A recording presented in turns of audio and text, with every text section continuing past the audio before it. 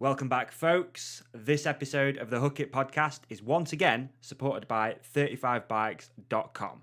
35 Bikes are dedicated to providing you and your local bike shop with the best bike components for the best prices. And after listening to this episode, no doubt you're going to want to try your hand at being a YouTube trials sensation.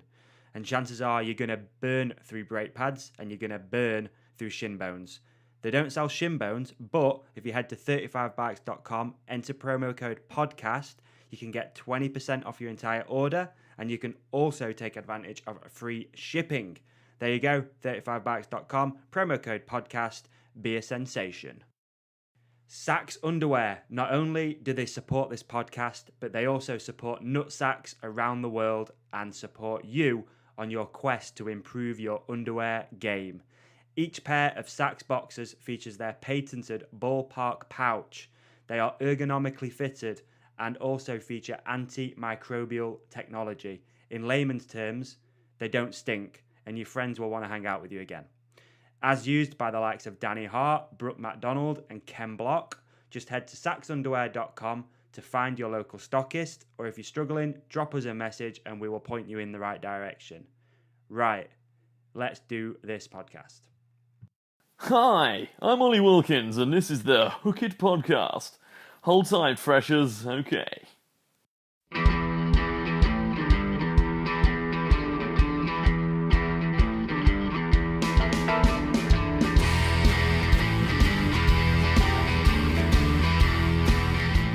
What's going on, podcast fans? Welcome back to another episode of the Hook It Podcast, episode number 44 today. Before we kick that off, I want to say a massive thank you to One Free Ride for sending over our intro music for this episode. This track is called Hard Life, and it's available on iTunes and Spotify. Also, always like to kick these things off by saying a massive thank you to you guys for listening, for stopping by, checking out another episode. If you're a new listener, then welcome. And if you've been around for a while, then thanks a bunch for your continued support. Obviously, if you are enjoying these episodes, please head over to iTunes, leave us a review, leave a little comment if you can, make it as funny and as heartfelt and warm and fuzzy as possible. And that's pretty much it, guys. Let's just do this episode. I'm stoked for this one. And let's welcome to the show, Mr. Danny MacAskill.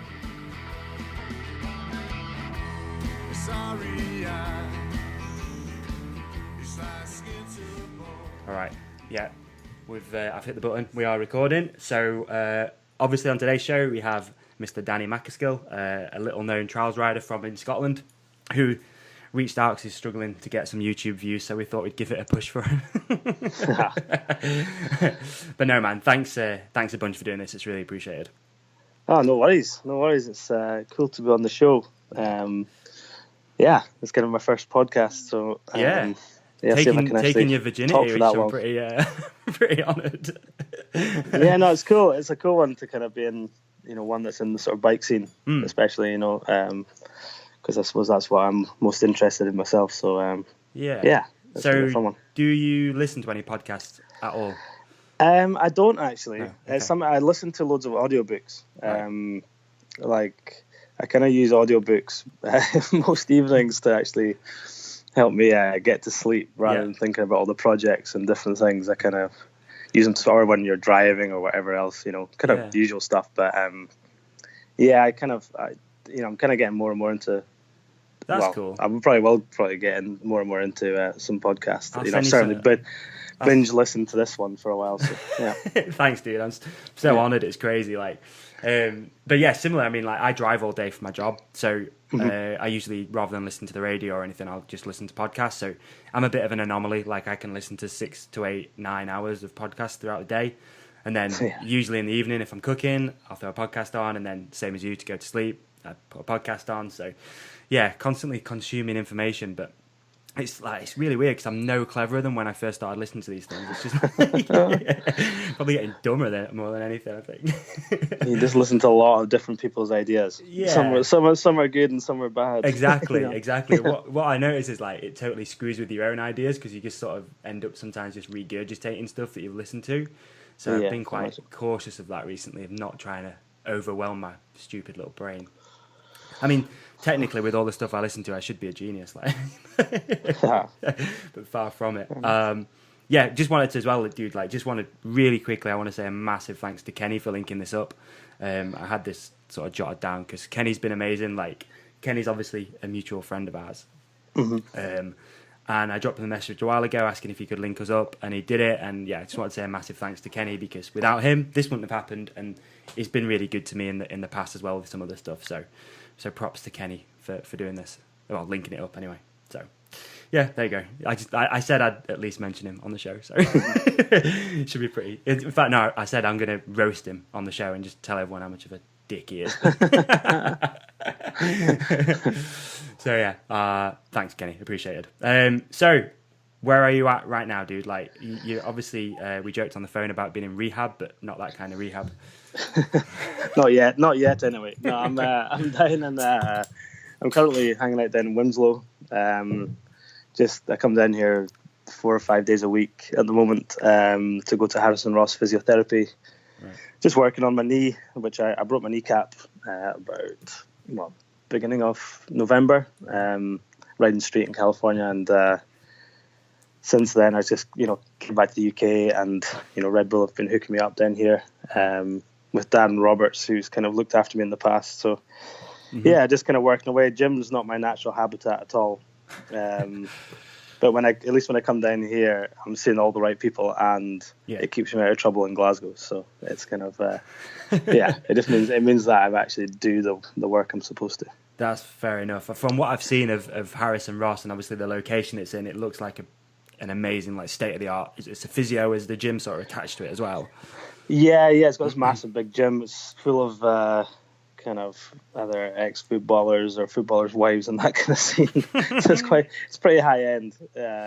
Right. But we've kind of got our bit off to the side that we kind of do most of it. There's a lot of boys that are in motocross that are down or surf, a lot of different whether it's Red Bull athletes or whoever else, if you're into any kind of action sport and you kind of goose yourself in the UK, then hit up Darren. He's the man to kind of he knows all the kind of surgeons or anybody that you need to know that's going to piece you back together, and then all the physios there kind of will take you through the rehab. So that's pretty amazing. It's an amazing thing to have access to. So, yeah, it sounds like it, man. Yeah. And what were you doing to break your kneecap? Is it anything ridiculous or? For once I was actually trying something quite hard. I've broken loads of bones over the years, and usually it's a mountain bike has a lot to answer for with that, or pump tracks as well. But also also I had a kids BMX, which has written me off a few times. But for once I was riding street in San Francisco, and I was trying sort of something fairly technical between two rails, and it was right at my limits, and I ended up kind of catching myself out in the far one. Right. Kind of I was coming at it backwards or sort of side on, and I kind of mucked up, and it sent me over the other side of the drop, and I landed from about 7 feet, kind of face first, and then I kind of tried to protect myself, landing onto concrete with my knee, and even with knee pads on, I still managed to shatter my kneecap. But, wow. Luckily I was wearing it, because otherwise it would have been in a right mess. But I bet. I didn't need an operation, and I just needed to keep it straight for a few weeks, which is definitely messed with my body at the moment, but all good. All good. And it could have been a lot worse. What sort of stage are you at as far as the rehabilitation goes? Like how far off the bike are you? Well, my kneecap's healed, which is grand. But unfortunately, having my legs straight for that long has sort of inflamed an old injury that I've had in my back, like an old torn disc. Wow. So I'm getting more kind of nerve pain, and that's hindering my bike riding at the moment. I managed to do a wee show up in Glasgow. I did a show where I kind of recreated a film that I did on Sky called The Ridge. I saw that. Yeah. And we had it was my flatmate and another friend sort of built this huge big set that looked like the mountains basically, that was all kind of projected on, and they had a 50-piece orchestra playing some of the music and all that kind of thing. So it was a big thing. I'm actually just about make my way around it all, but luckily the riding wasn't too difficult. Right. But yeah, I'm still a few weeks, I reckon, off riding my trials bike properly. So Looking forward to that. Yeah, for sure. It sounds like you're in the right spot as well, man. Like you said, not a lot of people have access to that, and no doubt if it was just a broken kneecap and you didn't go there, you might have rushed back and all that sort of stuff and not had the correct. Yeah, for sure. Sure. Yeah.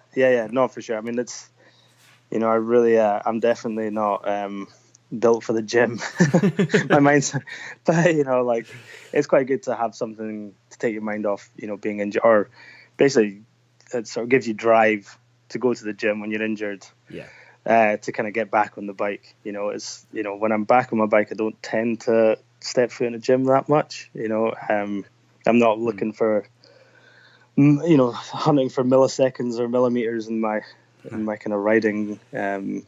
So I kind of just tend to spend as much time on two wheels as possible. Yeah. So, and like you said, being out of your natural habitat, like, keeps you out of trouble, doesn't it? So it's better. yeah, it's good. I mean, it means that you can, if you try to get back on the bike, I can't really help myself. You end up kind of, especially with trials, it's quite aggressive. So if your body gives you an inch, then you'll take it. If you know what I mean. So I've had problems with that in the past where you end up going too hard too soon, and the injuries last for longer. So it's quite good just sprackling around in the gym. Looking quite at good. It's good crack down here as well. It sounds great. It's good crack. There's, like I said, there's a lot of other athletes that are coming in the door, every day. So it's not like you're just doing it all by yourself. That's cool. Sounds fun, man. Sounds fun. So it's always good just to like rewind the whole Danny Mac story, if that's all right, and sort of relive some of what was it like sort of growing up in, I'm going to screw the pronunciation up, is it Dunvegan? Yeah, that's it, exactly. Dunvegan. It was awesome, to be honest. I mean, I grew up in the Isle of Skye, small island with a population of about 12,000 altogether. And I grew up in Dunvegan, which is a small village up northwest. It's not exactly a sort of street rider's paradise. But yeah, basically when growing up there, I just kind of had a fairly feral kind of childhood, right. Where myself and my friends just had all the kind of freedom we wanted. Even from like primary school age, we'd kind of barely even tell our parents which direction from the house we were going, and we'd be off for sometimes days at a time. You'd end up at camping out, or always out on the bikes as well. Chopping down trees in the woods, having big bonfires, rallying cars around the fields. It was a good time up there. And I mean, in the village, or at the weekends, I would basically hang out a lot with my friends. But during the week, a lot of my friends lived outside the village. So that's when I would kind of start spending more time by myself on my bicycle, practicing down in the car park below my house, how many car park spaces I could really, see how far I could go no hands, or see if I could take certain corners, in the village, no hands and all that kind of stuff. The kind of usual stuff that you do as a kid. Yeah. Some of us.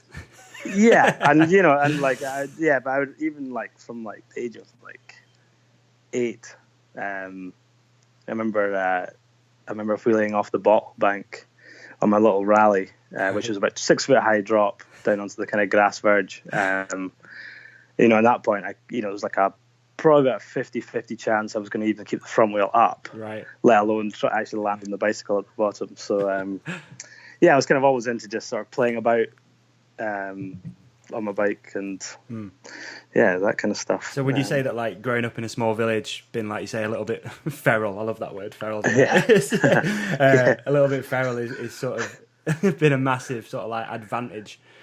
Well, yeah, I think so. Well, advantage, I'm not too sure if that's necessarily true. I mean, we definitely grew up in our own scene. Yeah. I mean, around the age of 11 or 12, or maybe more. It's easier to do by maybe 1997. My friend's older brother started getting into mountain biking. I remember one of them had an old, I think it was a Kona Koa, which was seriously nice. Another one had an old Claude Butler frame that he'd put Z3 BAMs on, and right. Avid Arch Rival brakes and all that kind of stuff. Yeah.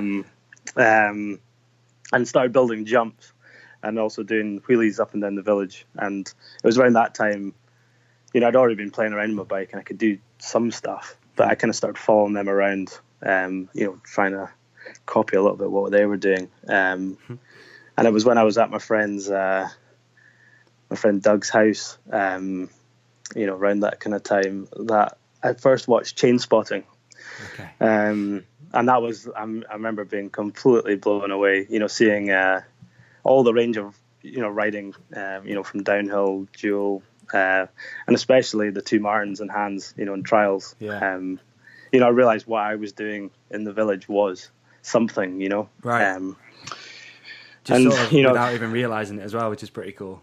Yeah, and it wasn't long after that, like 98, I kind of got a wee Kona Fire Mountain. It was a bit big for trials at the time. It was like 16-inch. I wanted the 14-inch one, but I ended up getting 16 because it was, my mum wouldn't let me get a bike that was too small for me, and put some some riser bars on that thing and fed a wee DMR bash guard, and it was fitting that bash guard to my bike that turned, suddenly I was a trials rider. That's like, that turned, any mountain bike into a trials bike. And then I remember those times. I think I had a GT Tequesta, which was like, that is high. That's nice. Oh man, I know. But I did a similar thing. So a really small ring on the front. Couldn't go anywhere because couldn't pedal it fast enough. That sort of stuff.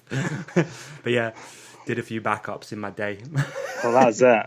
Yeah, that was it. And that was when my friends all kind of started getting into it as well. I remember thinking that if I learned how to do, I was trying to learn how to do back hops. I remember thinking I think I could do something like 20. I remember thinking once I'd learned how to do a front hop, that's hopping on your back wheel and using your front pedal to kick the bike forward, as if you were gapped into something. I remember thinking if I did that, then I'd complete trials. I may as well give up. Final level. But I don't know how many years later that is, 22 years later. Then I'm still learning. I've still got a lot to learn. So yeah, for sure. So did you have any brothers and sisters growing up or anything? I've got two older half brothers and two older half sisters. But I never lived. They had all kind of moved away to uni and whatnot. But then I've got one younger sister. Right. But none of them were really into bikes. Yeah, I was just going to say. So there's no real history in the family of mountain biking or anything like that. No. I mean, my aunts, both my aunts had a lot to do with my riding. I used to go to theirs. Myself and my sister would go to theirs when I was, when we were younger, and we'd always kind of just go cycling or mountain biking, around the place. So, or just generally sort of cycling around lochs and things in Aviemore or whatnot. But they had a lot to do with sort of getting us into bikes when we were really young. Okay. So, but not into the kind of tricks. Yeah. So at that sort of time, then, who were you sort of looking up to, for example? Who was inspiring you to learn new stuff and whatnot?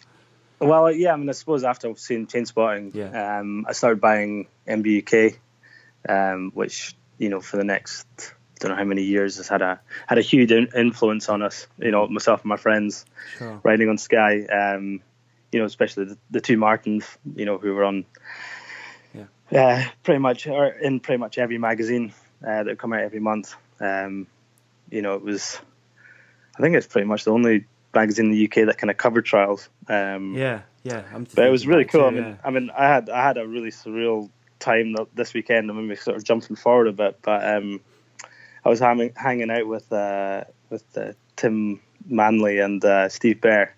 Oh, really? So Tim Manley was the what you call it, the editor, or used to run the whole mag. And this was obviously Steve Bear's photographer that took all the kind of photos and all the articles that I used to read as a kid. So it was we were kind of sat down in my flat watching Dirt. Okay, I saw that, back in the day. So it was really, really surreal. But I kind of know every single article that was pretty much been in. I used to subscribe to it for years. So, and that was our insight into writing. There was the occasional video that would come out. But it was mostly, like most sports back then, it was mostly magazine fed kind of thing. So I think.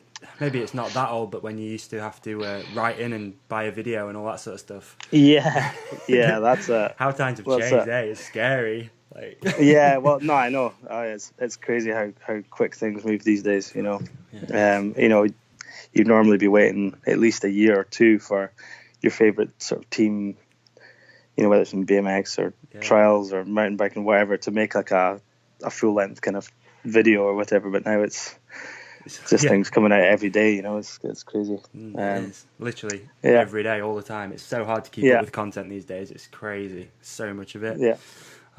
So obviously, when you started getting a little bit better on the trials bike and stuff, living up where you were living, was there any competitions up there, or have you always pretty much steered away from that stuff?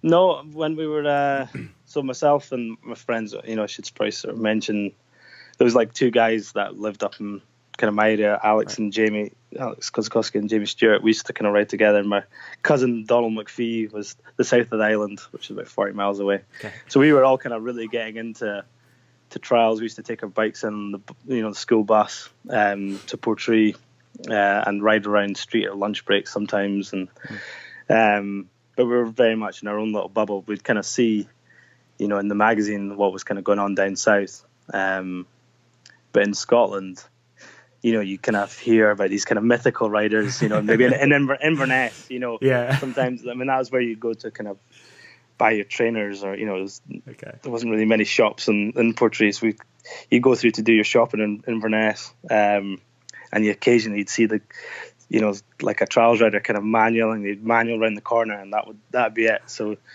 between myself and my friends, you'd almost build these kind of myths up, you'd hear that such and such had done this gap and all that kind of thing. But then there was a local guy to Skye called Graham Finney, who was the head of the motorcycle trials club on Skye. Okay. He basically organised a competition in Broadford and invited a bunch of the riders from Inverness to come and ride, which is actually really cool. Yeah. I was really nervous because, as you say, these guys were literally like myths, and when they turn up, they're bringing out all the fancy bikes. They had like Monties and Pashleys and what else? Well, the Megamo. This is real geeky trial stuff. But whatever, I'll there'll be some trials riders listening, I'm sure. But we kind of set up in this old garage, and we actually, I think over the years we had about 4 trials. Right.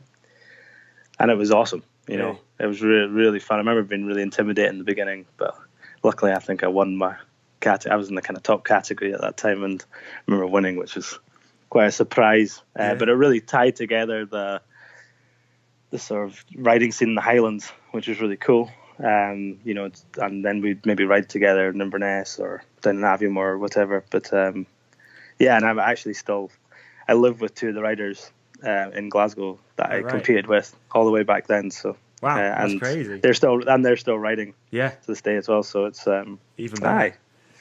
That's cool.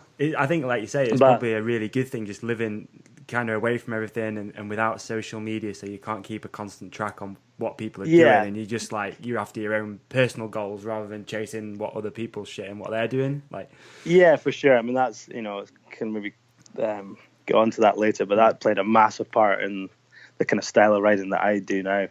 I've just spent a lot of time riding by myself over the years, so you end up working on certain tricks, or you also have a certain environment around you. Growing up in Skye, there's especially in Dunvegan, there wasn't really a great deal to ride. There was this little shopping centre which had a gun shop, still has a gun shop. Sounds proper redneck, but it just had some flower beds outside, which are all the walls are completely rounded off because of this DMR bash guard back in the day. But yeah, you only had so much to ride, and when you're looking at the magazines, you were seeing, the guys riding like roadside railings in cities, and I don't know, whatever kind of stuff you kind of get in a city. And we tried to kind of make do with what we had in the village, and it meant that you maybe learn a few more random tricks because you couldn't necessarily learn how to get up a higher wall or gap further because there was nothing to do that on. So you're almost making the best out of every little feature that you've got locally. It's pretty cool. Yeah, for sure. There's a lot to be said for riding by yourself as well. Do you think? Massively. Right. I think. It's played a huge huge part in my riding. Because when you ride together with folk, you end up talking a lot, which is good. It's very good having social. I think there's pluses to both. But when you're riding by yourself, you can do things in your own time, and you tend to ride, I would say, twice as much, or twice as, not necessarily twice as hard, but you just, you can, if you're learning how to do a manual, for instance, you'd normally just ride around 5 minutes, try it, stop, talk to your friend, and then, but if you're by yourself in a car park, you'll literally just go out there and, try until you learn it or whatever. So yeah. Definitely. And are you aware of like Malcolm Gladwell's 10,000 hours thing? I have heard. I mean, I've not necessarily Malcolm Gladwell, but I've heard the 10,000 hours stuff. Yeah, I'm pretty sure you'll have completed 10,000 hours like on your own, like you say, just in your own zone, doing your thing. Yeah, it'd be really interesting actually having stats on what you've spent your life doing. There'd be some funny ones. I sometimes wonder how many feet I've dropped to flat, in increments, and then also, but sometimes you go out on like a regular night in Glasgow. Probably do like, I don't know, I'll go up like a 4-foot wall, maybe 200 to 400 times probably, depending on what, and then you're dropping back down that or higher depending on what the line is. Dude, just make some stats up and start putting them on your social media. Yeah, unfortunately, I don't know if the GPSs quite get it. As you need one that sort of measures back hops and gaps. You say that like you've dropped off the moon. You've dropped off the moon and back twice. Exactly. Yeah, I side hopped up Mount Everest last night. Check me out. Yeah. But was there ever any moment though when you're riding on your own and you've taken a bit of a digger and you sort of sat there wishing your mates were around? all the time. Yeah, all the time. Yeah, I mean, there's been so many instances on Sky where I've lying there in a heap, usually with a burst helmet, just having to sort of crawl home. Yeah. And I never got any sympathy from my parents either, especially my mum. She'd just be she was quite, I mean, that was kind of the cool thing. She didn't kind of it's not that she didn't care, but she just kind of let us get on with it, because some of my friends weren't allowed to come and play in my garden because it was too dangerous.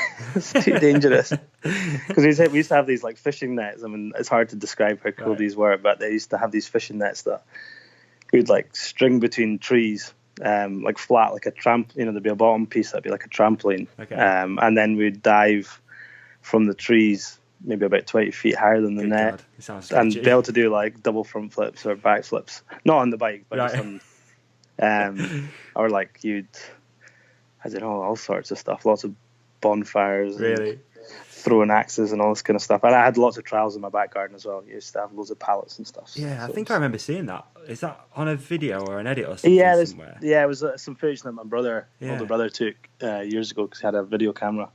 A rare thing back in those days. Yeah. So yeah, I have a few bits of footage from back then, but not too much, unfortunately. Okay, that's so cool. So like spring forward a little bit, post sort of blowing up, we'll call it. So did you start working like within the bike industry or anything like that? Or? Yeah, I mean, when I was growing up in school, I didn't really have anything. Like I was just really into my bike. Right. So not academic as such. Well, yeah, no, not really. No, right, yeah. I was always into the more practical things. I was okay at like physics and maths, but I kind of knew there was nothing career. Well, I didn't have anything in mind career wise that I was thinking. Right, this is worth going to university for. Yeah. I always kind of fancied doing something more like an apprenticeship in plumbing or joining or whatever. But what I really wanted to do was actually go work on bothy bikes.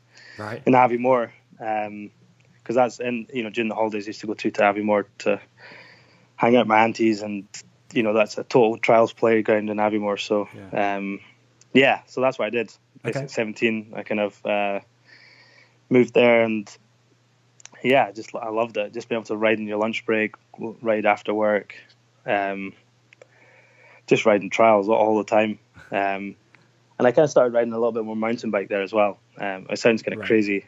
I mean, I suppose we used to ride our trials bikes in the hills anyway, but there, you could maybe borrow demo bikes, or I actually end up getting I think my first mountain bike, that was, that I didn't turn into a trials bike, was actually like a Santa Cruz Heckler. So I kind of I skipped out the hardtail phase, and I went straight into the to high end, high end kind of bikes.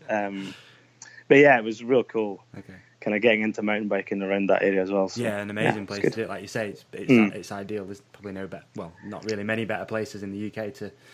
Aviemoore's insane. Yeah, I love the place. I would definitely live there if I had an airport a little bit closer by. But, that's awesome. So, and then I'm guessing around this sort of time, is this when you started to ride for Tarty? Like, what sort of support at this sort of stage of your life? What sort of support were you getting?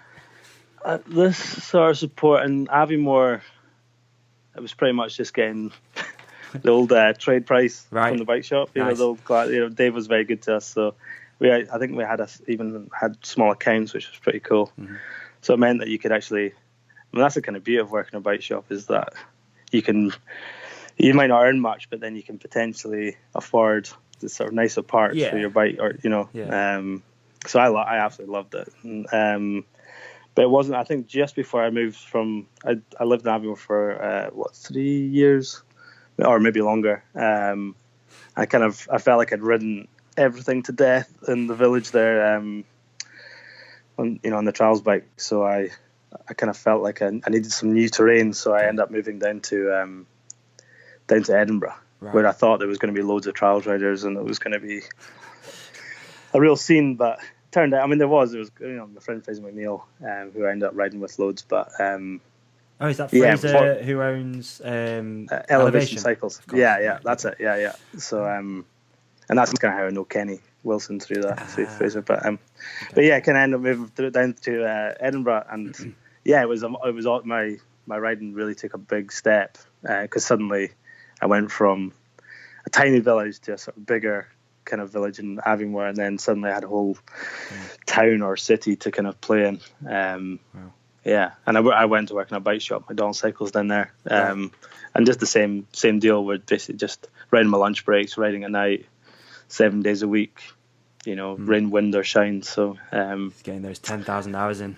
And some probably do that every year, like. But, no doubt. I used to ride my body to death. I mean, I literally just rode all the time, always in a t-shirt as well. Even if it was like, -6 or whatever, I'd be out there and always riding in a t-shirt. And I used to have tendonitis in both my arms all the time. But you kind of a little bit of ibuprofen now and then would kind of get you. Or I used to actually have to go for a shower to warm up before I went out. It was kind of but then I realized if you wore like a base layer, it was actually quite was quite there nice. Did you not think of just wearing a hoodie or anything like that? It just too limited? Well, I don't know. It was just I actually went for years not even owning like a jumper or a hoodie. Wow. Or in like it was weird, like it was either a jacket or just t-shirt, but I was hardy back then. Now I'm soft. Now, basically, once I kind of got sponsored, I started getting hoodies, hanging out with footballers and things. Then, no, not like that. No, but basically, once I got sponsored and started getting some clothes, then I started wearing like hoodies and things like that, because it was like, oh, this is actually quite good, So, yeah, that's hilarious. All right, so I wanted to know about obviously riding for Inspired. I guess this is sort of like epic blow up. Starting to ride. Epic. I spoke to Adam today from Tarty Bikes actually. Which is really interesting. I kind of know Adam and Stan from over there anyway. They're customers of ours. But he was sort of saying about how you started riding for those and really helped with like the development of a bike, which was pretty cool. Yeah. I mean, I think when did Tarty started hooking me up with parts just as I was leaving Aviemore. I think like Hope. They gave me some Hope parts and bits and pieces, which was really cool. And then Dave Cleaver, who used to run Tarty Bikes with Adam. I think that's right anyway. But I was down at a bike show. I think it was one of the last bike shows, I think, in the NEC. And and Dave Cleaver kind of took me aside and asked if I fancied trying out some prototype bikes that he'd been working on. And it turned out to be the original kind of inspired 4-play frame. And the bikes really kind of suited, the 24-inch thing really kind of suited me because I'm not the tallest rider. I'm probably about 5'8". Yeah. Just kind of allowed me to kind of basically I could try tricks and not destroy the wheels each time. Big help. The original geometry on those bikes was a bit weird because at the time I was riding, I think it was a Pashley Gigahertz, and it was actually really dialed. Right. Probably one of my favourite bikes that I've. Oh man, I used to lust after a Pashley when I was a youth. Yeah. They were just so cool, and the Gigahertz, it was kind of slightly more. It was one that didn't have a seat tube, but had kind of these two kind of things in the seat states. Yeah. But it kind of suited me kind of perfectly. And then I went to the 24, and in the beginning I was kind of, I basically snapped them all the time. He basically sent me these frames, and I literally, I'd get 2 frames, and like a month later I would have snap them both, and then I'd have to build up some random trials frame, usually back to 26.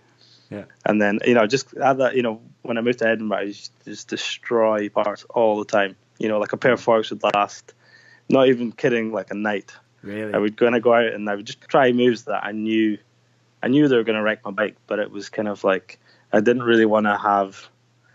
I was paying for a lot of the parts. Luckily, Target would kind of give me a deal on it, but I didn't really want to have the mechanical side getting in the way of my progression. If you know what I mean. Yeah, totally. I was only progressing for myself. I was only progressing for myself. It wasn't like I was thinking, I want to be pure sponsored. I want to be pure sponsored in that. I just wanted to kind of push my riding, and at that time the parts weren't really strong enough to kind of keep up. Yeah. So that was a cool thing with Inspired, that we kind of started developing the 4-play bike, and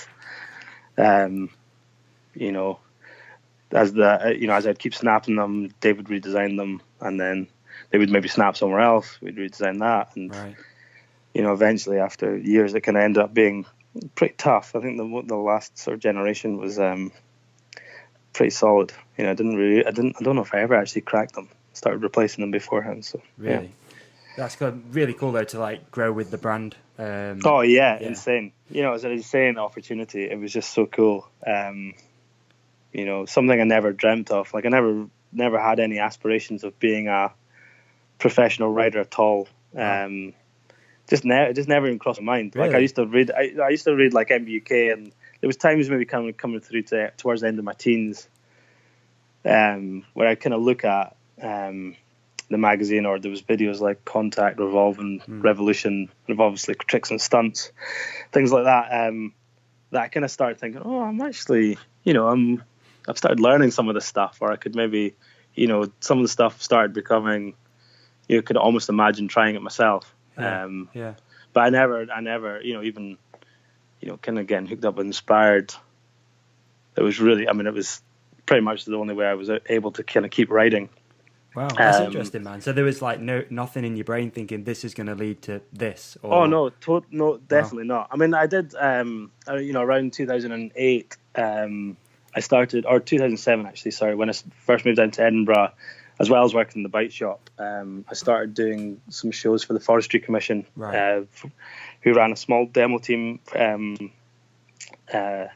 was kind of promoting the Seven Stains, the trail centres down in the borders. So I used to, kind of supplement my earnings a little bit, doing shows. It was also cool, I was earning some money riding my bike, which was really cool, and hanging out with friends. And then that kind of, the Seven Stains team, I don't think it closed down, but we kind of moved on and started a team called the Clan Cycle Stunt Team. It was headed by my friend Ian Withers. Okay. And he basically he kind of got myself and another rider, Duncan Shaw. There's Ricky Crompton. He's also done a podcast. He's another one of my flatmates, actually, believe it or not. So, there was like a bunch of us that ended up kind of doing shows in schools all over Scotland. Right. And I would kind of use my holidays from the bike shop to kind of do shows, which was really cool. And that was kind of, I never even sort of imagined doing that full time. It was just something that was fun to do at the weekends, hang out with friends, and you also earn a little bit more money, which was always a bonus. That's cool though, man. It's super, crazy to think that at that time you weren't thinking, right, if I do this, then it's going to lead to this and this, and sponsors will come on board. I mean, no doubt it's going to start being a bit of a thing in your brain where you start maybe connecting some dots, but no, well, never really. I mean, I wasn't like I wanted to compete, and there wasn't like there's not like an obvious. I mean, I think the easiest, like in some ways, trials is almost one of the easier. I wouldn't say it's the easier one to make a living from. It sounds. There's not that many people do it, and there's a lot of potential for shows and trials. The good thing is that you can basically, have a trailer, a few boxes, maybe get one of your friends. You can wow people with something which is actually quite simple. You can't exactly build a mountain and have a downhill race, everywhere and all that. But there's a lot of potential in trials to actually, make a living, whether it's doing it for the summer or whatever. But I never really imagined, that would be kind of a full time thing. Right. Yeah. I guess that sort of leads us on perfectly then to sort of like 2009 and the Inspired video edit coming out, which obviously, the success didn't happen overnight, but in some ways it kind of did. I think, look, from what I've seen, no doubt Inspired are pretty stoked on that video still. Yeah, it was. Yeah, well, it was a funny one. Yeah. I mean, basically, like, what do you want me to talk about? Man, I mean, like, talk about how. Yeah, like, God, I mean, it's tough in it to sort of pinpoint it down, but sort of like, did you see that sort of, viral edit happening, or no? Definitely not. Right. I mean, I suppose I had made a little video when I was living in Aviemore. Basically, I made this little video with my friend Nash. Right. Like, I bought a video camera just to sort of document what I was doing. I don't really know why I bought it. It wasn't really for. I don't know. I just kind of bought it just to have a couple of tapes. It was basically just to have a couple of tapes for myself. I filmed what I was doing every day, and then about a year later, in like 2006, my second cousin on Sky forced me to take the tapes round so he could edit them, and he stuck them online, and that ended up kind of going viral on MySpace ages ago, which I didn't have a laptop to watch. I remember somebody telling me it was like. Didn't have a MySpace at that time either, so it was quite funny. That's great. Anyway, so where are these videos, man? Can you see them anywhere? Yeah, there's one. I think it's called like. I think if you search like my name and then like Tarty Bikes, I think it's got like Tarty Bikes in the. Okay. Or my name in Aviemore or something like that. Wow. There's like an old video with a track by Cake, Going the Distance, I think it was called, and. Oh man, good tune. But anyway, so that kind of that felt a lot. Yeah. I didn't really think. I mean, that kind of gone viral, but nothing had obviously really come of that. Yeah. But that wasn't, didn't really bother. I mean, the fact that it had some views on the internet, I didn't really care, to be honest. Yeah. So anyway, so I basically had the opportunity to film in Edinburgh with my flatmate, a guy David Sowerby, who's. Always been a real sort of prominent figure in BMX, right. especially in Scotland, but globally, he's an amazing rider, but also an amazing filmmaker. Okay. So he had basically injured himself trying to send out of a skate park in Perth, and basically offered to make a wee video of me, while he was injured. Okay. So I saw this as like an amazing opportunity to kind of push and try some of the sort of lines that I'd sort of dreamt about trying in Edinburgh. Right. So initially we sort of said we'd maybe film for a few days over a couple of weeks. And we managed to get like 2 or 3 days and managed to get there's a fair few clips that are inspired, but like kind of a lot of kind of filler kind of stuff. But then that kind of gave us a foundation to think, or made me kind of set my sights a bit higher. I suddenly thought, well, I've got this done. What about giving this a shot? So do you have like a constant tick list in your brain almost, or is there a journal somewhere? Yeah, it was pretty much. Yeah, I mean, right. It ended up being quite a kind of wet and cold winter, So the filming days ended up being few and far between, which gave me, because I'm writing, I actually love writing in the wet, in the dark, in the howling wind. I actually just love being out and about. So I would go out and, unfortunately that's not good.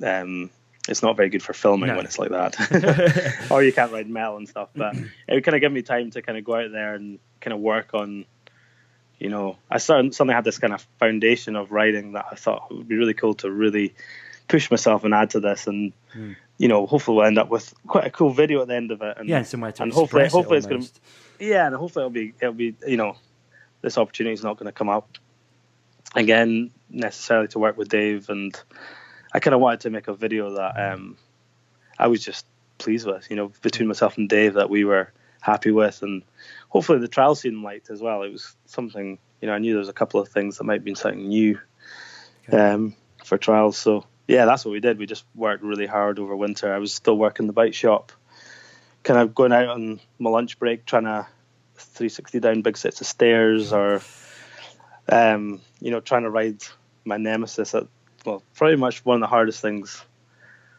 or the line that's taught me the most, I think, out of anything that I've done almost in my life, was trying to ride along the top of this spiky fence. Right, wow, and that's what you opened with as well, right? Yeah. I mean, it was the first time I'd ever really felt like a real sort of defeat on my trials bike. I just ride for fun.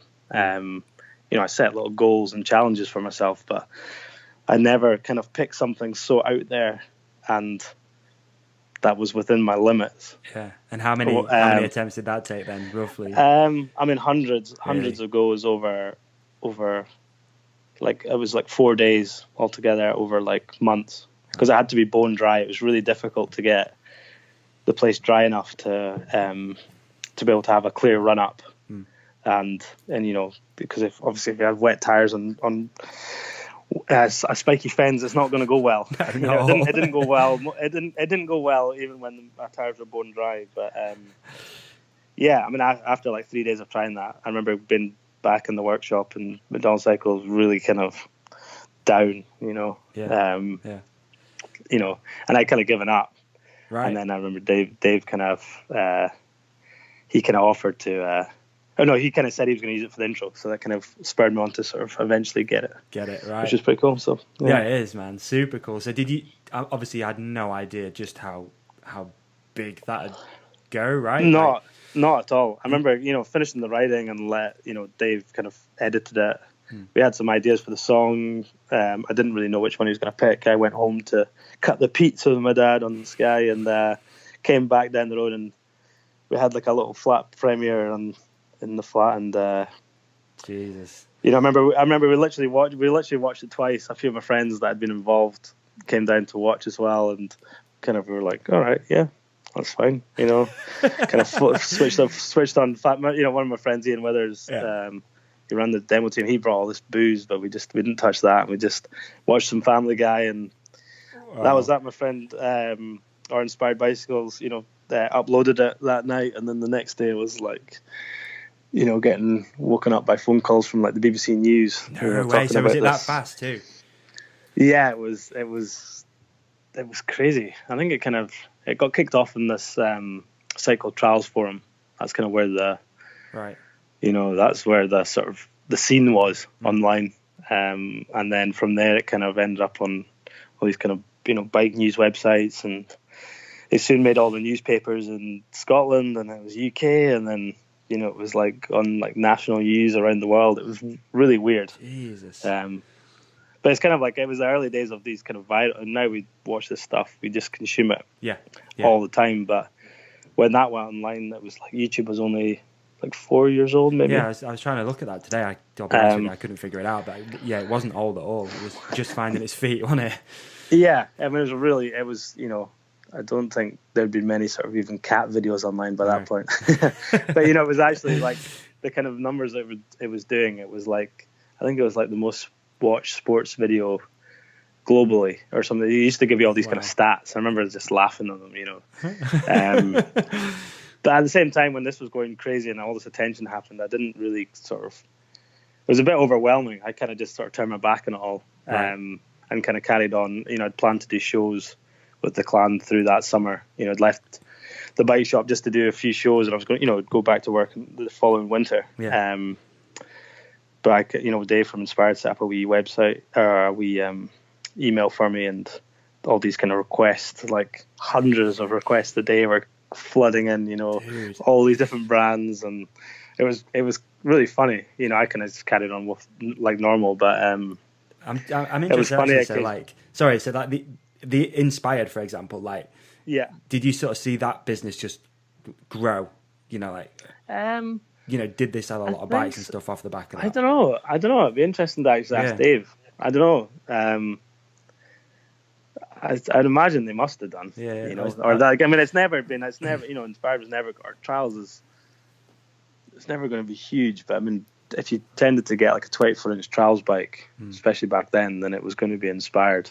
I think, you can see the way the company's grown. It used to just be a frame available back then. Yeah.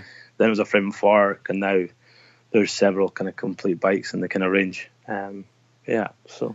Wow, I was listening to something today that I saw that, it's the other day actually, a guy called Tim Ferriss who's got a podcast, and he was saying that he has to be like super careful of what sort of like brands and stuff he promotes and what companies he promotes, because he can literally, it can be like a kiss of death to them. Like if he like says use this product, like the company will just blow up, it'll go that big that they'll just combust. And I just wondered I wonder, like his reach is that big that he can say, right, use this product and it'll instantly sell out, and they'll just be like, shit, like we don't need this at all. Like it's great, but it's it can be like a kiss of death. That's and I crazy. just kind of wondered if Inspired had something similar, where massive, servers going down and websites blowing up. And I'm not too. I think there was. I'm not. To be honest, I'm not too sure. I'm not too sure how. It'd be interesting to actually ask Dave about that at that time. Yeah. He probably just never said anything. No, I think he probably sold out. I mean, he's maybe, no, he's. They've kind of always kept it within their. Yeah, they kind of kept it, within. They've always been kind of reserved. I would say a little bit more reserved in their ordering. Yeah. Where they sell out of stuff rather than being left with loads of stock. But it was cool. It was from there we could start developing the bike a bit more as well. Yeah, of course. So it was cool, and it was a cool way. Sorry, it was a cool way for me to give back to Inspired. That was the thing, because they'd given me all these frames, probably like 20 or more frames over the last couple of years, and I was just snapping them left, right, and centre, and hadn't given them anything back at all. So it was. Oh, it's a massive part on the back. Yeah, that's cool, man. Yeah, real cool. So is from there? What sort of happened? Can you sort of describe sort of the rise to fame almost? I hate saying that. I'm so sorry, dude. That's so cliche. It's been a funny time. It's hard to. How do you approach that? Well, basically, I kind of, to be honest, as I say, I kind of just let that, sort of, blow over. Really, all the kind of craziness from that. There was just too much to deal with. Dave kind of helped me. Same with my friend with Ian Withers. He kind of helped me. Kind of deal with some of these requests. I did take some. I did like a wee music video for the Doves. Yeah. And then also ended up. What else I did? I did an advert later on in the year for VW as well. Actually, that's the thing. So it was Band of Horses that are in that Inspired video. So did you ever hear from those guys? Do you know them, or is well, in the beginning, when we actually, I should have probably said that when Inspired Bicycles went online, we actually got contacted by their record label. I think at that time it was Soapbox Records or something like that. It was like, I don't know if it was under Warner Brothers or who it was under, but basically they were not pleased because we hadn't asked for any permission. But we had no, Yeah, you didn't. It was also that there. It was right? No, not at all. Not at all. And it was also their early days of all that kind of stuff as well. Yeah. But once they saw that it, started to, they started noticing record sales. Basically, I think they kind of gave us a kind of a nod, basically, to kind of use it. We actually never licensed it, but yeah. So yeah, I actually got to meet them. We got to see them live for the first time last year, which was really cool. Yeah, I met them last year, so that was really cool. Wow, man. I don't even remember, were they relatively unknown at that time, or No, No. no. I mean, people. I mean, I suppose it depends on the scene. Yeah. I mean, to me, they were a big band. Right. You know, they'd been used. I think we kind of actually end up songjacking it from the skate video Fully Flared, which is insanely good. If you should go and watch it. It was like released in 2008. Right, I've not seen that. I think it's Guy Marino's section in Fully Flared's The Funeral. And you know, we and it wasn't like we stole it directly. We've been listening to it ourselves, but yeah. You sort of like your whole vibe kind of reminds me a little bit of skating, I guess. Like, you know, a lot of, you know, really getting the most out of certain objects and all that sort of thing. Would you say you're inspired by skating at all? Yeah, a bit. I mean, Dave Sarby had a huge influence on me. You know, I lived in this BMX skate sort of thing, isn't it? Yeah. So I ended up living on a flat with BMXers in Edinburgh. Although I'd still ride by myself a lot. They would, you know, they'd all get the sort of latest DVDs, and all the riders would come round, you know, and have like BMX night. You know, we'd watch the Mighty Bush maybe first, and then we'd watch the latest release or whatever. But like I kind of started getting into that time, you know, learning, you know, or looking past just the riding and seeing how videos started getting sort of cut, you know, sort of camera angles, music, all that kind of stuff. And that was kind of, you know, there was a few sections over the years, like Fully Flared had a big influence on me as well, in terms of, like, you know, what's the word I'm looking for? It's having like a theme, right? You know, for a video, or I'm having a complete mind block on the word I'm looking for. But yeah, and also there was a film called Grounded, Entity's Grounded. I remember that one. You know, and I had Ruben. I remember Ruben's section, Ruben Alcantara's section at the end of that. Watching that, and I was just like, oh my god! It's like it was just so, you know, out there. Nobody had ever seen these kind of gaps, the walls that he was doing, and he did just an absolutely mind blowing part. I remember thinking, right, if I'm going to do a video in Edinburgh, you know, this is what I should be aiming towards. You know, really going for things that people maybe haven't seen before, or stuff I haven't seen before, but I reckon I could maybe give it a go. You know, so yeah. Sick, dude. I've got a couple of things I just want to ask you. Just, I know, like, we don't want to focus too hard on this, but like, is there anyone you've met so far? This sounds a little bit interviewy, so I'm so sorry. But is there anyone you've met that's seen your video that you've been super surprised by? And the reason I'm asking that is because I want you to give you the chance to put right your original answer, which I'm sure you know what that is. We don't even have to say his name. But yeah, is there anyone you've met? Oh, for God. Are you trying to set me up here? No, man, not all, but oh man, it made me laugh earlier. I watched that. Yeah, I watched set me up. And I'm not, honestly, I never set you up, but is there anyone you've met? I don't know if I want to even mention that on this. No, we're not saying his name. Definitely not. Well, yes. There's okay. been some. Has there been anyone else other than that person? No. There has been a few regrettable things when times change and you realise that it doesn't, you know, Okay.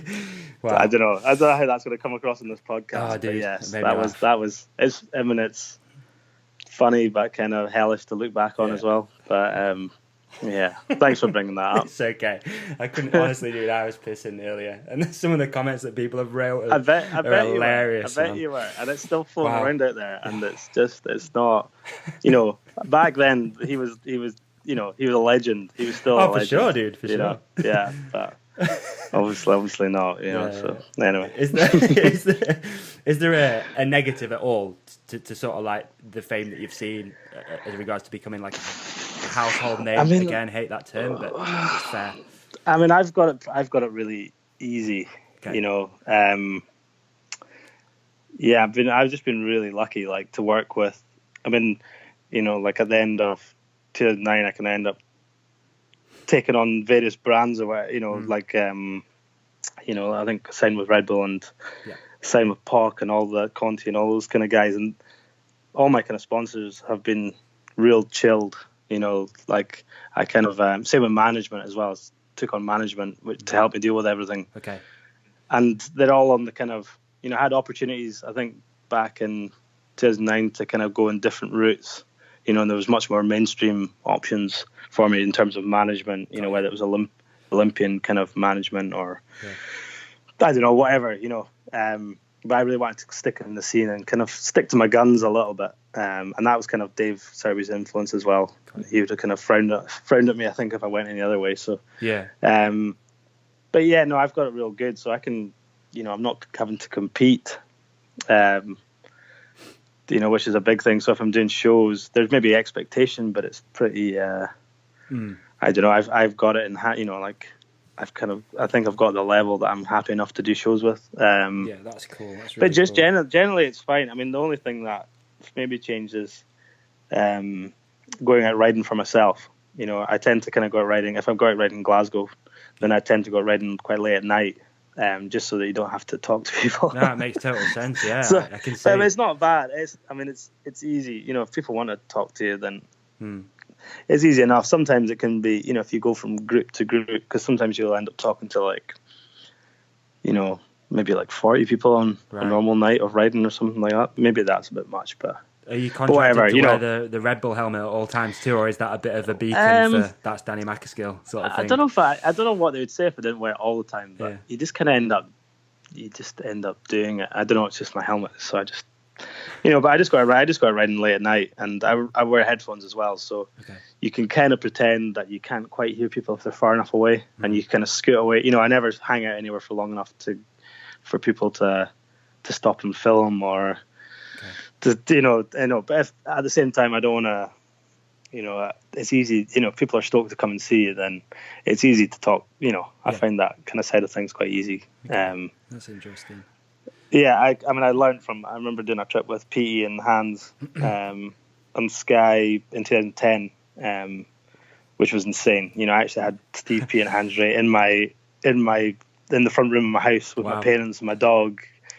It was that a bit of a moment, oh yeah, totally. There was there's been a few throughout my career, but that was one where I'm just like, I've got pictures of them on my bedroom wall upstairs, and here they are in my bloody room in my my house. Yeah. But on that trip, I remember kind of maybe getting a bit of advice from them, but it was often or what they kind of said, it was basically giving folk time, which luckily comes kind of fairly naturally. To me at events or whatever, but you kind of see it with Petey if he's going to the lift at Fort William, and people are hounding him for autographs, and he'll take photos, and it must be a right pain in the ass, especially if you're expected to be also on the podium, when you come down. So I can't imagine dealing with that. But it's good advice, and you look at those guys' careers and what they've done, and staying relevant, for so long. I mean, for sure, it kind of it's worked, right? Yeah, of course, and you see it, and I think it goes a long way into, I would hate the idea that a fan or something, even using the word fan is weird, but somebody wanted to come and talk to me, and sometimes Eurobike or something, you've got meetings to go to where you're trying not to be short, but you're I'm 20 minutes late. But the idea of one person going away thinking he's a dick, that I don't like the idea of that when but luckily it's not something I have to consciously try it. It's just kind of easy going, easy to yap. So fair play to you, man. I mean, so one of the things you just said actually as well was signing for Red Bull. Yes. And a lot of people, obviously, especially the younger guys, are aspiring to become sponsored and stuff like that. But what does that do for your career and sort of everything is having a brand like that behind you? Well, I remember in the beginning, when I deciding to be sponsored by Red Bull, I remember being really apprehensive in the beginning. I didn't know what it entailed. At all. What, would I be getting told to go here and do this, and having control over my riding and what I was doing was a lot more important than getting paid or whatever, so I was quite apprehensive in the beginning because I didn't really know what it was to get onto Red Bull. But to be honest, I mean, as soon as I signed in the end of 2009, I realized the kind of the freedom and opportunity that you could get. Luckily they were asking me what I wanted to do, and I wanted to do the next film was going to be The Way Back Home, which is going to be quite after trying so hard in Inspired Bicycles, I was thinking, what the hell am I going to do next? You know, but we decided to kind of do street riding. That was around Scotland, so it would be something sort of different rather than a street video kind of thing. And they kind of got us this big camper van, and we just kind of went around and Dave filmed. You know, basically, you know, the cool thing was it kind of set things up with Red Bull right in the beginning of how the relationship was going to work. You know, I kind of said I wanted to go to this place for this filmer. Give me enough time, and I'll come back to you and hopefully have something good. But I ended up breaking my collarbone 3 times in a row. Did you really? Right. No. Yeah, straight after signing with him. I broke it first at, I think I was at Oakley's pump track in California. So broke it there, and I broke it again in Edinburgh. I'll not disclose how that one happened. And then I broke it again. I was back out in California training with the Athertons, and I started getting into. I thought I was going to have a downhill career, you know. Yeah. Basically I was training with the Athertons, and G was going out, and Rach was just coming back as well. And Dan was training for the Olympics in BMX, so his downhill bike was just lying around. So I decided to ride it for a week, and I crashed with trying to follow G, you know, practicing to race at Fontana, and goosed my collarbone again, which was a bit annoying. So that was a frustrating one. Basically having to sit around for 6 months while all this craziness was going on and all this opportunity was there. I had to kind of just bide my time, kind of. Maybe it's a good thing, though, man, in hindsight. Like, oh yeah, I mean that's it. I mean, there's nothing I could do about it. Yeah. You know, that's the thing. But you know, I was kind of raring to go and to get filming on the way back home, but kind of worked out in the end. We really put everything into it again, and I was lucky it kind of worked, and that kind of really set things up for how I've really worked with Red Bull since. Right. So it's just obviously a massive window of opportunity, being under the Red Bull banner, and obviously, I mean, access to stuff like you're doing right now. Obviously, is I mean, it was just the way it was just being able to sort of date. It's not just Red Bull. I mean, all the brands that I've been with have been really sort of chilled and behind whatever I've kind of decided to go and do. But the cool thing is being with someone like Red Bull is you can literally, you know, if you make it as a kind of trials rider, and I suppose I start to think more in video as well. I'm trying to come up with video ideas. I can literally have the whole world. If you want to go and do a video at the South Pole or on top of the Empire State Building or whatever you can think of, basically, you know, if it's a good enough idea, then you can basically get the right crew together and go and do it. So it's been amazing to be able to think like that. Oh man, I bet. You know, for the last 8 or 9 years, you know. So yeah. So moves us on perfectly, really, to talk about your videos. How involved are you with the process of this thing? Like, what the ideas and all that sort of stuff? Like, can you give us a bit of a rundown of how that works? I'm pretty involved generally. I mean, certainly from the writing ideas. I don't know. I mean, to be honest, it kind of depends on which one, right, or which films. But yeah, generally, like I'm usually the one that kind of comes up with the concept. Okay. And that's the word I was looking for, the concept. I kind of realized that basically the concept is almost one of the most important parts for the video. I mean, the concept could just be a street video in Barcelona, or could be, but you know, I kind of realized that you know, rather than outdoing yourself each time with the videos, it's a lot easier to kind of basically do something that's completely different. A lot easier. Okay. Rather than trying to add an extra 180 or, you know, an extra whatever bar spin to lines that you've already done. You know, if you're trying to make, it's not like I'm trying to make virals, but I like to make videos that work for the bike scene. Yeah, man. I mean, you can also that they can work for outside of that. So so basically, I have like I basically just constantly daydream. You know, that's why I listen to audiobooks at night, because my brain doesn't switch you off. Right. I mean, like, for me, like my favorite video you've made obviously is Imaginate. Like, I'm so into that. It's amazing, and it's been really cool. Like, obviously knowing you're going to be on here to go back and watch these things again, because you know how it is. You know, there's so much content out there, but to go back and, like, I watched Imaginate again last night, And like, dude, like Epic doesn't even do it justice. So it doesn't though, man. Like, I mean, Jesus Christ, I don't even know where you'd start with that. I mean, that was kind of, imagine it was quite a collaborative one. Okay. I mean, I'd kind of filmed a couple of videos, we'd kind of done Inspired Bicycles way back home, did Industrial Revolutions, which was a film around a train yard. I was supposed to film. Yeah, I was supposed to film a big section for Strength in Numbers in Vancouver in 2011, but I ended up slipping in goose crap the second day of filming and tore my meniscus. Seems to be a running theme. Okay. And then, so basically, like I'd kind of done a few videos outside, kind of got fed up of waiting for the sun to come out from behind the clouds. So thought it'd be cool to kind of do something indoors, to give it a different look, different feel. I also had a back operation about, the beginning of 2012, just as we started concepting the video. Wow. So it gave me plenty of time to be thinking about it. But we weren't, to be honest, we kind of got the Kelvin Hall in Glasgow and we didn't really have a solid concept. Really? Right, okay. But even when we started, like, I got my friends John and George from Vision Ramps. They built a few blocks, which were like kind of shapes, like real solid kind of things. But in the beginning, I had like a few different ideas.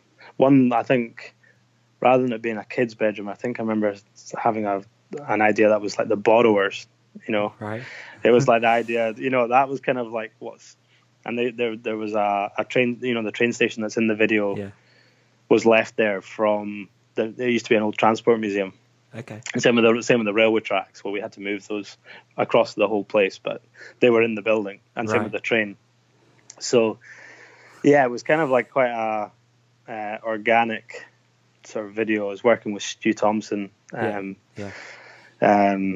mean, obviously you've collab with Stu on a bunch of stuff too. So it was the second video. It was the second film I think I worked on with Stu. It was a big beast of a project. It ended up probably being one of the hardest films I'd ever made. It was mainly because I wasn't, my body really wasn't right when I started it. It was really hard to kind of call out all these tricks.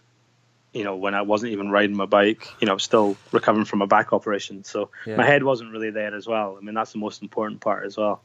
You have to be, you can make your body do things, but if your head's in the right place, so the whole thing was that. And all that sort of stuff. Yeah, it was really weird, but it was all my friends that were helping me out. And if it wasn't for those guys going way over and above, that project, it's kind of been the same with all the films. It's all my friends that just, they're in it as much as I am, to do the best thing that we can. So it was really, it was an insane place to work. It was like Groundhog Day every day. Really? It's like you'd tackle, like I was trying to do a flare off these playing cards. It was like something pretty simple for a lot of people, but I'm not very good at flares. And for some reason I had this total, I kept on going off the side. Right. I think I tried it I think I wasted like 2 or 3 days on this bloody thing. Wow. But you try it one day and have a bit of a meltdown, or maybe, have a bit of a meltdown, kind of leave it for that day, come in the next day, and it would be exactly the same lighting.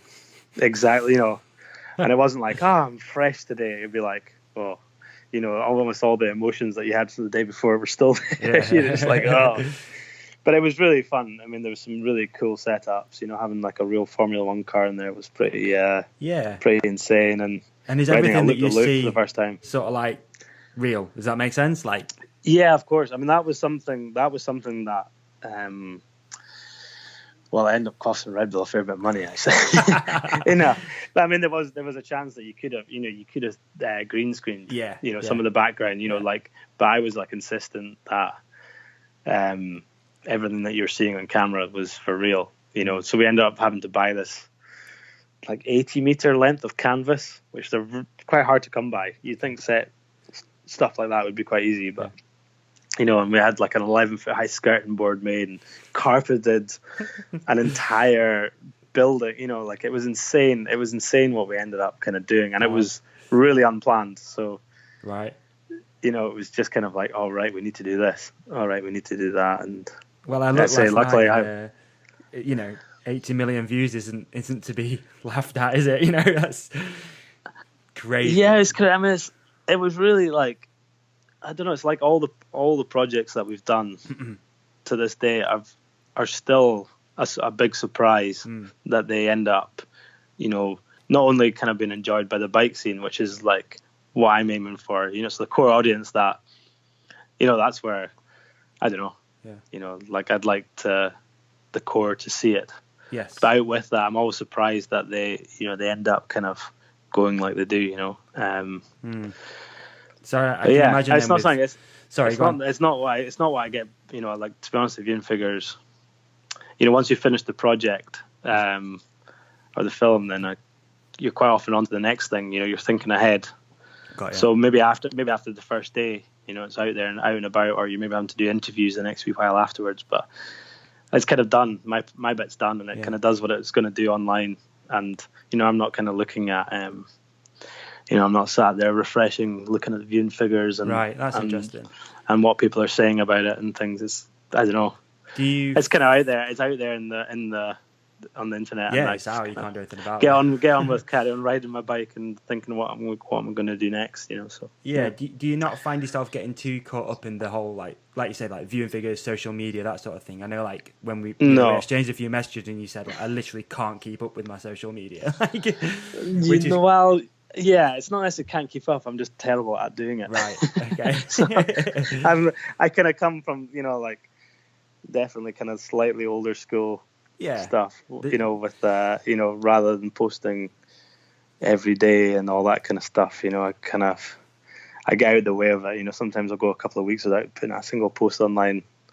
Where I should be kind of just, if you just keep it regularly ticking over, then it will build and all that kind of stuff. But I quite like the idea of, especially when I'm working on a project, I quite like to have a bit of a social media blackout or kind of go offline a wee bit, or just, keep it ticking over with some old stuff and then hopefully come back with something new. There's a very fine balance there. And I know, like, the following we've got on this thing is nothing like yours, but you can often find yourself, I know I have, in this little thing where you're just constantly looking and stuff like that. But I also try and distance myself from it as much as possible. But when you're trying to build something, every now and again you do need to keep a check on it and stuff. But I couldn't even imagine having the amount of people looking at my stuff as what you've got. It's mind blowing. To be honest, I just don't really think about it. Right. It's not till you try. It's not till you travel. It's not till I kind of travel the world. Whether it's in California or Indonesia or wherever. It's kind of the sort of little viewing figure at the bottom of the YouTube screen. You realize that they're people, or not all. Obviously, it might be people rewatching them, but you kind of realize, and it's people that actually, they've not kind of just watched it as kind of throwaway. Everything else they seem to remember, or they take. They seem to actually have a good memory of, what was going on in the video and have kind of proper questions about it, which is a cool thing. It's especially like if trials riders are inspired to kind of do a bit of trials as well, then that's always definitely a real sort of cool thing for me, But I don't really get bogged down in respect to that. That's really cool. Really, internet chat. It's kind of all just funny. It's funny stuff. It's funny reading about that. I mean, well, saying that, I find myself, I do, rather than looking at social, I will find myself, I like to kind of look at what new kits, what new components are still coming out in the bike scene. Really? I can find myself, like I might be in an insane club. I mean, that wasn't going to be a good example. I was going to say what I was going to say. I was going to say I might be in an insane club in Monaco or something like that. Yeah. After doing a show for the Red Bull F1 team there, and it's all kind of going. And I'll be looking at my phone. I'll be on certain bike websites looking at the new flipping crank spacing. The new, I don't know. Like, that's weird. Cool, man. That's really cool. It's a weird. I think it's just the bike shop, and it's just the kind of 14-year-old, reading the magazines in me that I just like to kind of. And it's cool to be a fan of what you're actually doing, right? Like you're an actual, you're still a fan of mountain biking. Not just a job, right? Massively. Yeah. Oh yeah. No, for sure. I mean, definitely. it's definitely cool to be part of the scene. Yeah, but I do like kind of keeping an eye on, you know, what new kit's coming out, you know, especially when it gets round to like the Euro bikes, and Yeah, I think I'll be going to Sea Otter this year, so I get to kind of go and that's cool. see what some of the new gear is. Always good. So Yeah. Where's it? Like, speaking of social media, where's like is there a weirdest place you've ever been recognised? On social, No, just yourself. Like, out. Again, super cliche question, but it's like it's interesting. I to be honest, I can't really think. Right. Funny. No, I can't. There's nothing that springs to mind. Okay. At the moment, so yeah. Right. So sorry. It's all right, man. No. So new book, relatively new book. Yeah, the book. Yeah, it's pretty new, right? So for anyone who hasn't got the book, there will be. I'll put a link in our show description. Okay. You can buy it from there, guys. Like, if you've not bought it already, which I'll be honest with you, I bought a copy and it isn't here yet. So I was like, when you confirmed, just because they sell out all the time. You know? Well, they will do now. We've done this. But yeah, guys, like there'll be a link in the show description. Go buy the book. Tell me about the book, dude. It's a hilarious thing to think that I've got. Did you ever think you'd have a book? No, definitely not. I'm not a big reader, if I'm honest. You know, I never really have been. You know, being dyslexic doesn't really make it that fun to. I should really practice. Whether I'm actually dyslexic or I just didn't try hard enough. You know, but I'll read stuff obviously online and things like all the time. But yeah, I prefer listening to books rather than for sure. reading them myself. So did Miles write it? With your eyes closed. Sorry, is it Miles that wrote it, and is your flatmate, or no? It was oh my god, I've got a complete mind block. No problem. Matt. Okay. It was Matt. That did the ghostwriting. They'll come to me. Okay. I've got a complete mind block. Yeah, but it was quite. It was an interesting process. To be honest, I was kind of like, I don't know. I'm used to basically with the videos. I'm used to being in control of being able to do something good. You know what I mean? Yeah. Whereas with a book, I didn't really have any.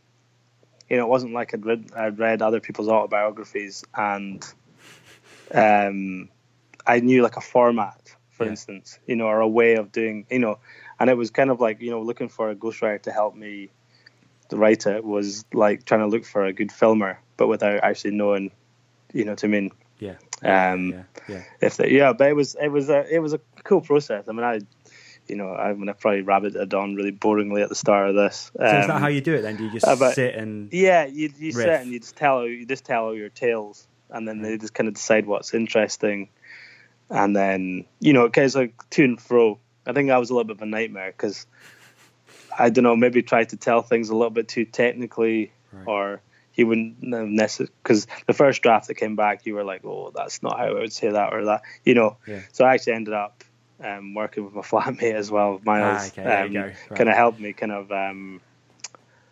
why can I not remember the I'm sorry, Matt, if you're listening to this. Okay. I'm sure I'll forgive you. Yeah, but yeah, basically it was an interesting process. As I say, I didn't have the same control or the sort of feeling that I was able to do what I could do with the video, you know. So that was like an interesting part, and it's actually the only book that I've read from cover to cover as well. Is that true? Brilliant.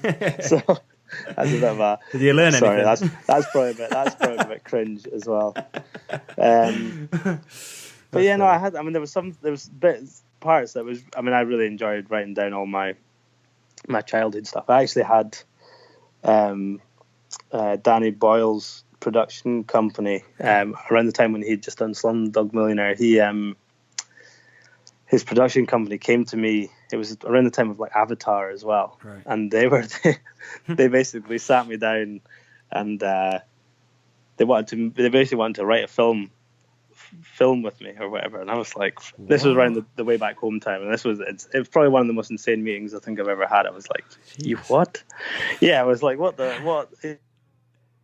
you know, and so I sat with him and I was like, well, you know, it'd be really cool if we could. I mean, if we were going to do a film, what would it like it to be? I was thinking, well, if we could make like like a film based. It was basically Napoleon Dynamite, but based on the Isle of Skye with loads of young kids. Then great, a bit kind of awkward, funny, kind of getting up to mischief kind of thing. All right. And I think they were looking for some sort of 3D action packed, adventure type thing, So I don't think I really heard back from them. Coming soon. That. Yeah, exactly. No, it was really funny though. Wow. But yeah, no, I like to talk about my childhood, and that's what I did. Yeah, sounds nice, man. Kind of nice just to sit and think about stuff, and no doubt, nice just to take a few days and whatever out, just to Yeah, I mean, we worked. Oh, Matt Allen, that's his word. He was a big help in it. So I mean, it was cool writing about this sort of form. I kind of do a little bit about the formula of making videos, or what I think kind of makes a viral bicycle video, or like something new in the bike scene. So that was quite a fun part to write, and I kind of realised that, I'd say, the concept was almost more important to me than the writing. Which was a bit of a weird one, but you can kind of come up with the concept, and then you can fit the writing around that. You can come up with new tricks that make the whole thing work, so. Yeah. Aye, but that was that, Yeah, man, I've got a book in my hands. It's hilarious. But it's been translated into French and German as well. I've seen that as well, yeah. It's crazy, dude. Yeah, I think I kind of still need a little bit more time. Have you narrated it? No, I don't think so. I don't think I'm quite ready for that. I think it'd be pretty slow and painful as well. I'm sure, but oh dear. Yeah, maybe one day. But yeah, it's a cool thing to have. I mean, you never know what's going to happen, and it's quite cool to have all your tales definitely written down. As you kind of remembered them at the time. So yeah, that's cool, man. It's really, really cool. Fair play. All right, do you want to do some listener questions real quick? Yeah. Sick. And then we'll wrap this bad boy up. All right. Don't want to keep you too much longer. It's easy. I've got plenty of time. Good. Appreciated, man. All right. So, first listener question. This is a, first ever time trying this. So, we're going to hear from Rob from Germany. So, okay. Over to you, Rob. Hi, Danny. It's Rob from Germany. And I'd like to know, what was the scariest moment ever on the bike for you? Scariest moment. It's a hard one to think. I've been a lot of places that have, I've been really scared. Yeah. But it's all my own doing. So it's it's not out with my control. Okay. So I'm basically bricking it, running up to some stupid idea. Maybe the banger of whatever film, and I know I can do it, but the fear or the irrational part of your brain's going completely crazy. But a moment where I've genuinely been like scared. You get probably more scared when you're almost run over by a car, or it's hard to say you're really scared when you're in control. Okay. At the same time. That's a tricky question. There's been so many times where I've been, as I say, sat at the beginning of a run up, really not wanting to be there. But then, your sort of dreams and goals are a lot bigger than, than backing away from it or whatever. So, yeah. For real. Sweet, dude. Good answer. All right. Staying along the same sort of line. We got one in from @William F. Hunt. Do you feel more alive the closer you push the envelope, or is that not something in your conscience? No, I would say, I'm not like an adrenaline junkie. Like with my trials stuff, generally if I go out riding trials for myself, then it's kind of like going out for like a cross-country ride where you're just, to be honest, a cross-country rider probably gets more buzz, at the bottom of the descent than I do kind of around in my trial. It's just kind of like, it's just fun. You just jump up and down. It's almost, that's kind of how generally I kind of ride. It's a cool feeling when you land, like a new trick that you've dreamt about doing. Sometimes it's been playing in your mind for like years, and you finally land it. That's a cool feeling, but often it's more a sense of relief that I get than a feeling of satisfaction. I mean, the place that I really feel most alive is, when you've trained down a muddy, rooty, slippy descent in somewhere like Aberfoyle on the mountain bike and really being on the ragged edge, the whole time. And everybody's got the tale to tell, of how they almost died at certain parts. And, I probably get much more of a buzz from that than I do from sort of filming stuff in some ways. I don't know, weird. Probably a bit of a weird answer, but yeah. No, that's fine. Good dude.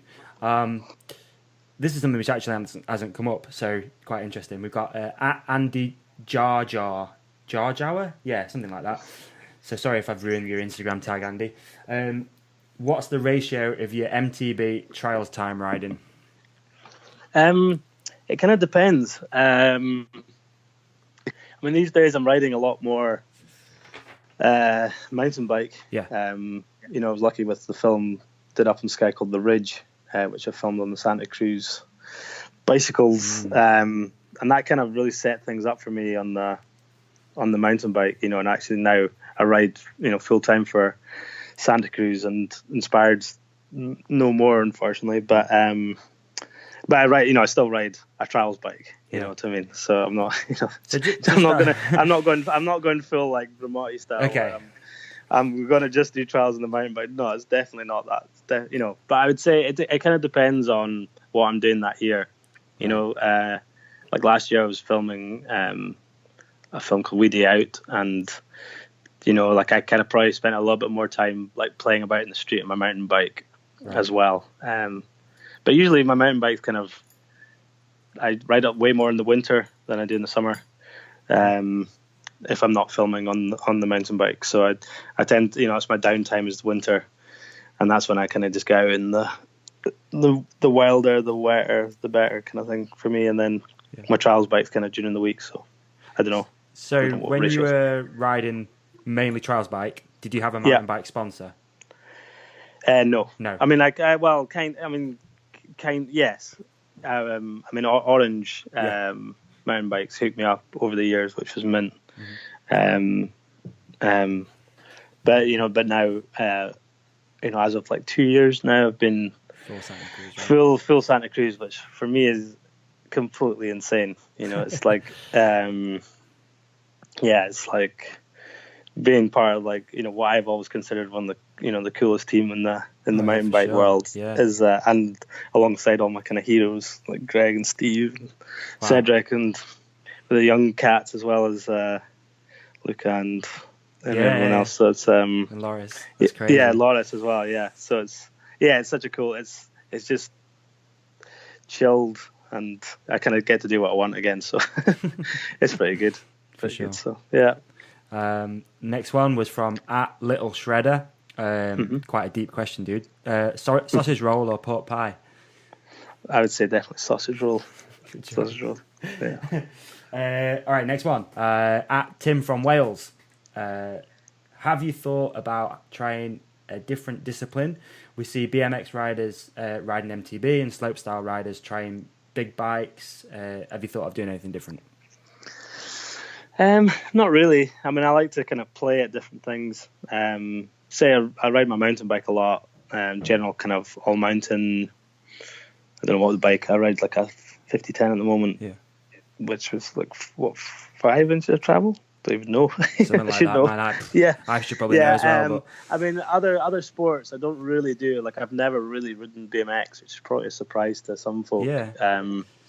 It's just I've always ridden trials bike. When you get on the BMX, you suddenly feel like it's like going back to the drawing board a little bit, because I don't really like riding ramps that much. It's just humbling. Like skate.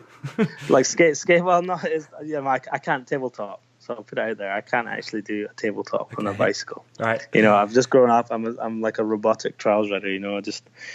I've never really. I've not learned certain skills. It's quite funny. I think you're excused though, man, because you can do like epic front flips off walls in Scotland. I do that because it's almost easier. There's certain things like to learn how to table properly will take you way longer than to teach somebody how to do a front flip drop, I reckon. Interesting. It's like something to learn to table properly. You need to put in the time over the years. On hips or jumps. That's the way I see it anyway. Okay. Whereas a front flip, I could, like a lot of these kind of tricks, I end up kind of going and learning in a day or whatever. on location or whatever. So, but I also do a little bit of motorbike trials. I kind of got into that. Stu Thompson kind of Cool.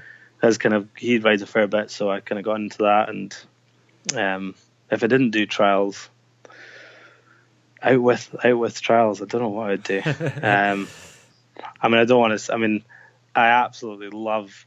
I mean, this probably sounds on the sort of extreme end or whatever, but I do love watching wingsuit stuff. Yeah. Although it is a little bit on the danger. Like, I know it's silly Have you tried it it's yet? dangerous. Out of interest. Have you? No, a base jump or I've anything? actually I've never skydived. I mean, I know that skydiving. To be honest, I kind of already know.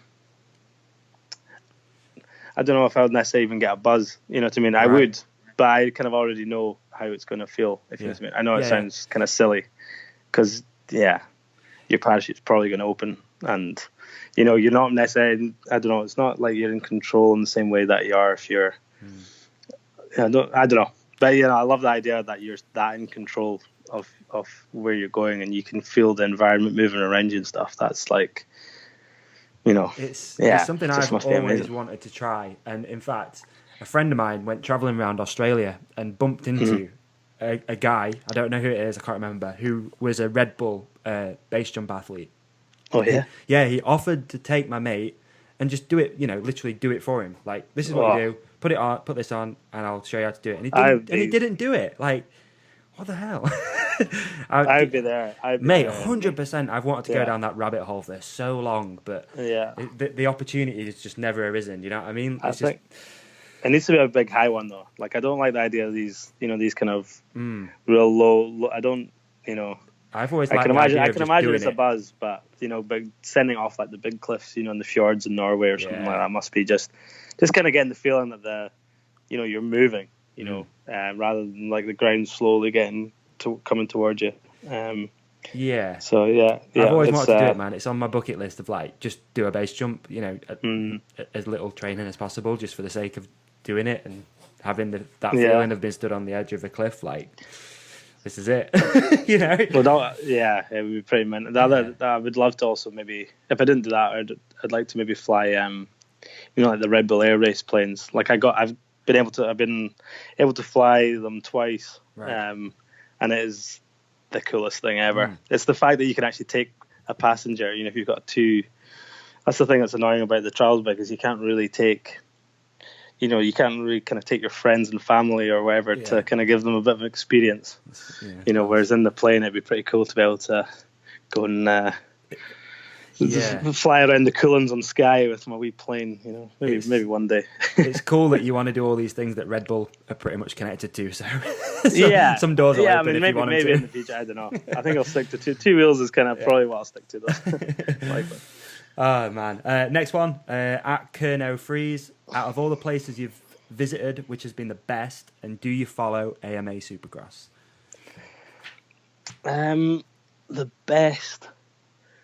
One of the coolest or kind of places I think I've ever been was a place called Epiquen in Argentina. For the video, right? Yeah. I mean, it's kind of like it's a sad story that the town was flooded about 35 years ago now.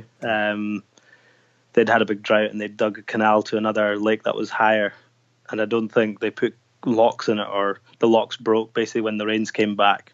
And it slowly over years, it didn't flood straight away. It slowly flooded, but it basically submerged the town completely. And when the water receded, almost 20 years later, left this just insane landscape. It's all covered in salt. It was a salt lake, so everyone's covered in a thick layer of salt. And just, as a trials rider and like wanting to make films, and it was just the most mind blowing.